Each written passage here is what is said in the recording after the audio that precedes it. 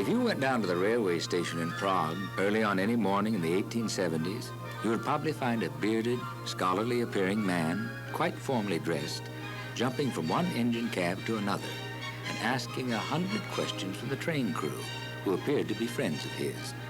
He seemed to know a great deal about trains. So he did, for it was his hobby. His profession was music, and he knew a great deal more about that. His name was Antonín Dvorak.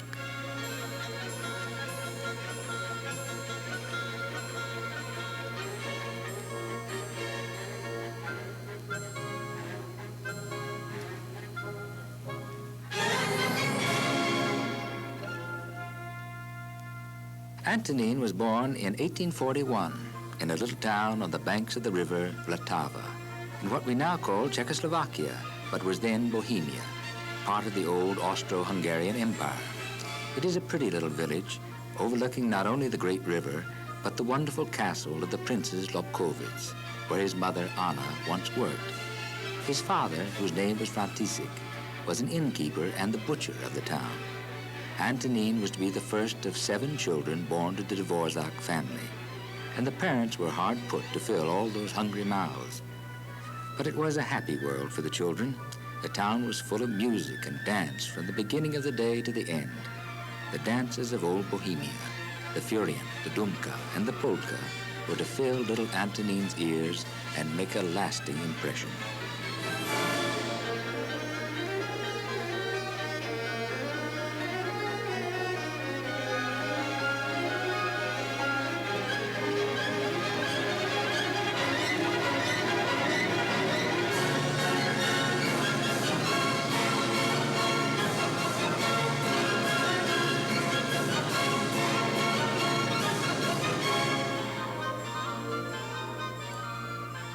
Every Bohemian learned music as a matter of course, and Antonín was no exception. Lessons on the violin came along with his elementary school classes, and from the same teacher, Josef Spitz. The boy must have been a fairly good pupil, for it wasn't long until he was sitting next to his father in the village band, playing away on the fiddle for dear life.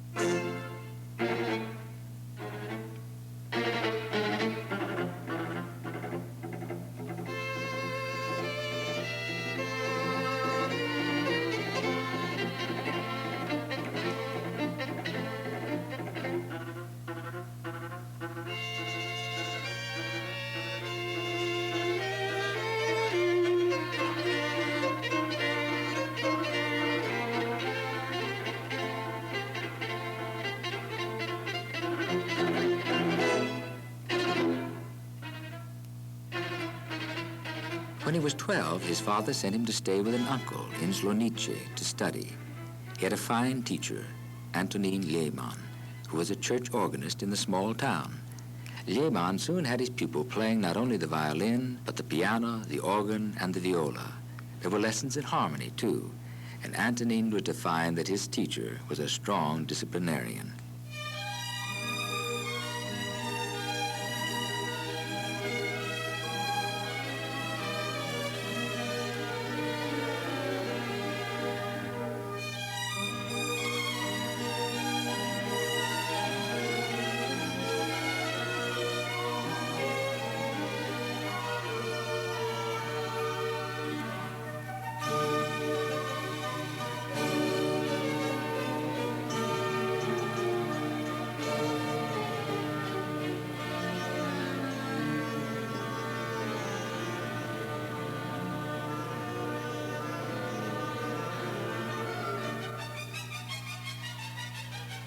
Antonín's uncle persuaded the entire family to move to Slonice and buy an inn, but unfortunately the business failed, and the family was left all but penniless, with Father Dvorak supporting his large brood by plying his trade as butcher.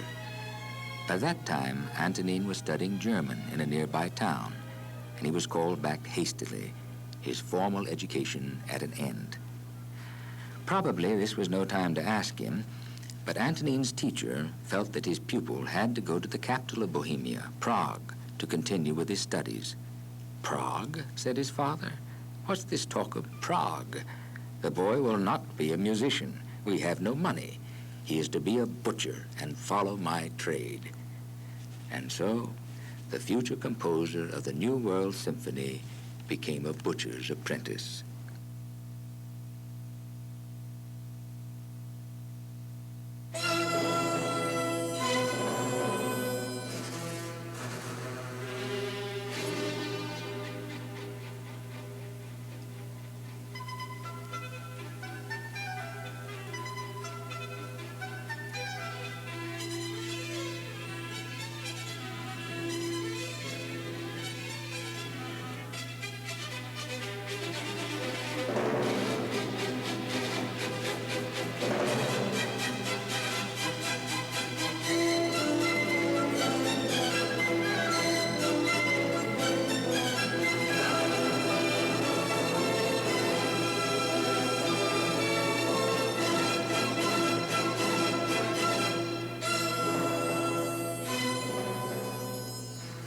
Still, it wasn't so bad on the 14-year-old boy.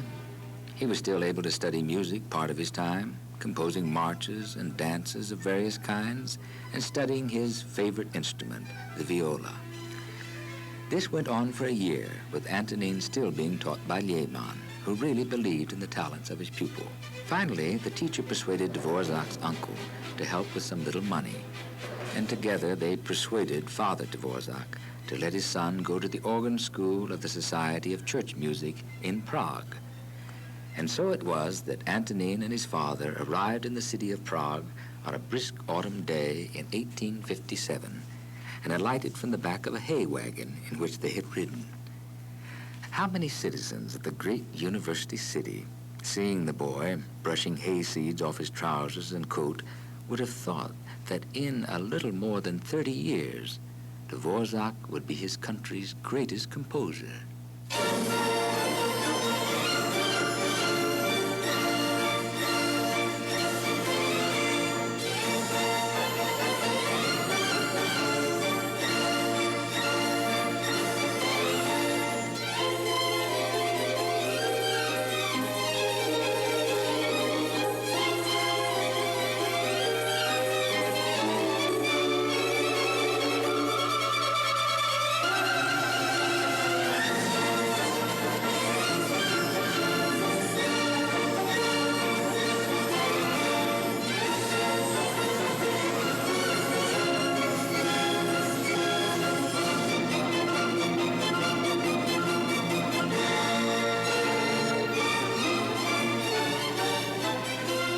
While living with his cousin, he studied at the school with Czech masters such as Josef Forster and Josef Zvonar.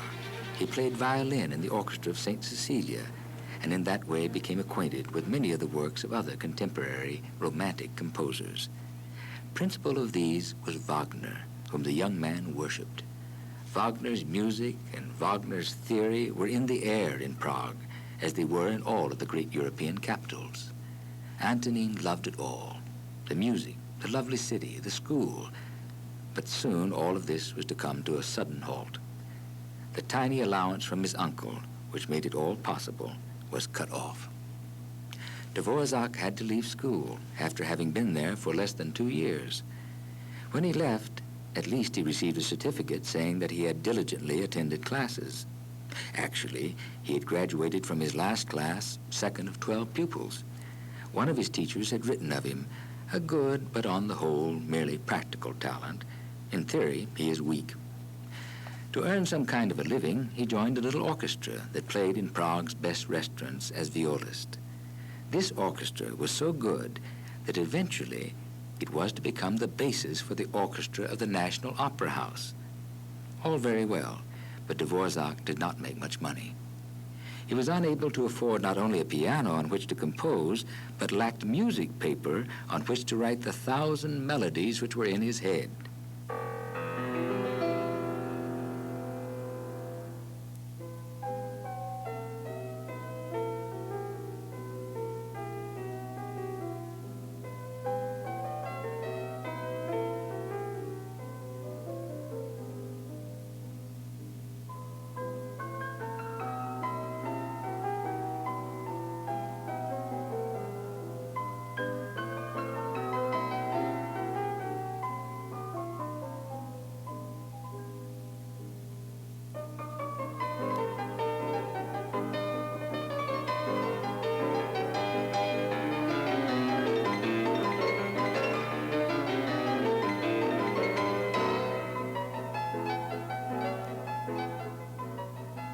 To supplement his income, he taught many pupils, and he naturally kept up with the musical life in Prague. Bedřich Smetana, a composer some 15 years older than Dvorak, was beginning to write some of the music that was to make not only him, but Prague an important center of composition. Antonin was to know Smetana well and be in the orchestra that magic night when Prodana Nevesta, the bartered bride, had its first performance. Finally, he found a fairly good place to stay in the rooms of a friend, Moritz Anger. There were a number of struggling artists living in those rooms, and you can imagine the noise. But there was a piano of sorts, and that alone was an improvement. He was composing now, a string quintet, and some love songs called Cypresses, which he later arranged for string quartet. They were written shortly after he had become engaged to a singer from the opera chorus, Anna Chermakova. Here is one called You Ask Why My Songs.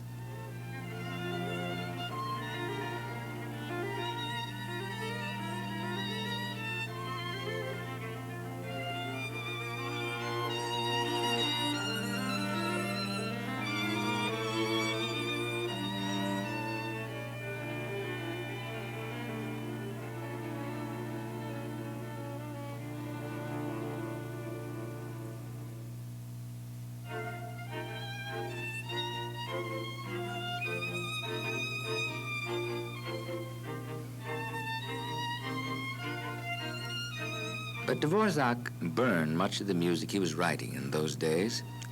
He was a critical young man, and he realized that his present work did not live up to his own expectations. So he would write the music one day, look at it, and feed it to the stove in disgust the next. In 1865, in quick order, he wrote 2 symphonies, the first being called The Bells of Slonice. Fortunately, he did not destroy these 2 works, although he had meant to.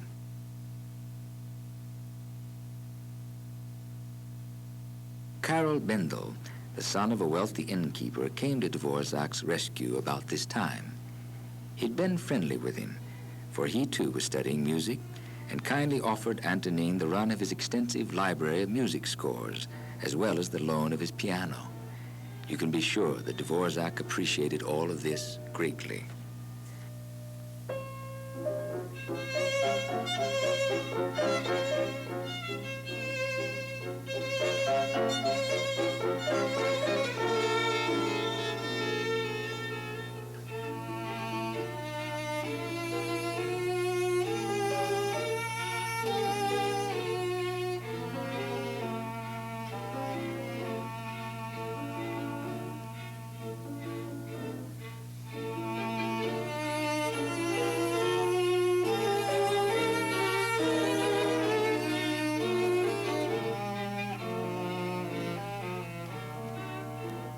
Dvorak was working on many more scores, string quartets, several operas, and other pieces.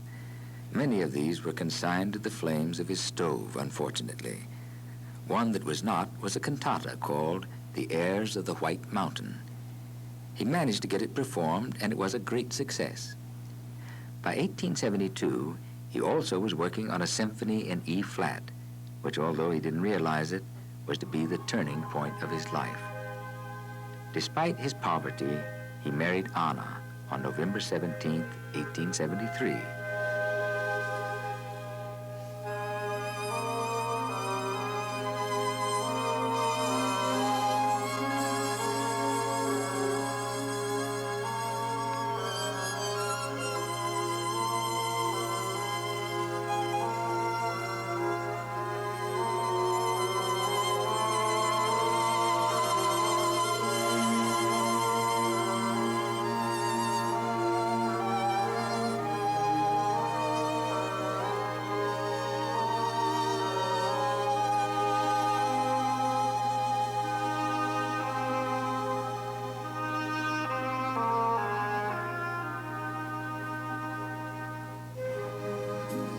Soon there was a growing family, and Anna was to be a strong influence in practical matters. She insisted he stop working as violist in the orchestra and take a position as an organist at the Church of St. Adalbert. This gave the family a steady, albeit small, income.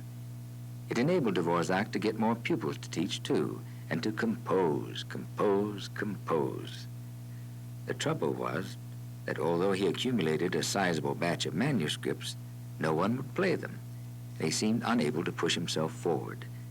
Then, in 1875, he submitted his E-flat symphony, which had been performed with some success, to the Austrian State Committee in Vienna that awarded prizes to young, poor, and talented musicians. He thought poorly of his chances to win, for on the jury were some awesome figures such as Edvard Hanslick, the enemy of Wagner and Vienna's greatest critic, as well as the great composer Johannes Brahms. But lo and behold, Antonin Dvorak's Symphony in E-flat took the prize, and he received the enormous gift of 400 gold florins. Now, that would not be very much money today, but it was the largest sum that Dvorak had ever received for any of his compositions. You may be sure that the day of the announcement was a happy one in the Dvorak family.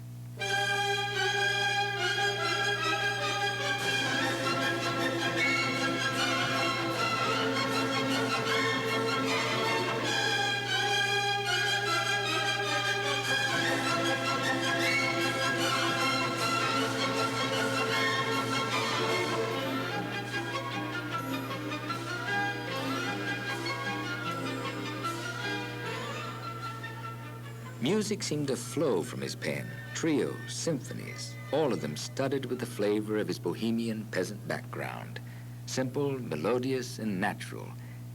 This is a lovely quintet for string quartet and double bass, written during these days.